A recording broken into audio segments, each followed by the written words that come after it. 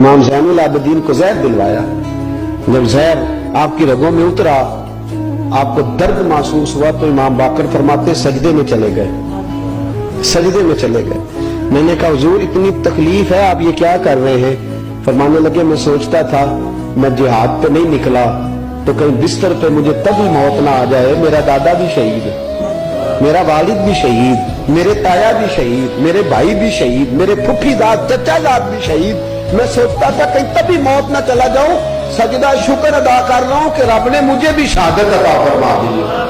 इमाम बाकर को वसीयत फरमाई, साहिबजादे को फरमाया मुझे मेरे ताया इमाम हसन के साथ जन्नतुल बकी में दफन करना, उनके साथ। तो कहते मैंने कहा बाजी वहां तो जगह ही नहीं। रोते हुए मैंने कहा, कहने लगे तू जाके तलाश करना, जगह मिल जाएगी।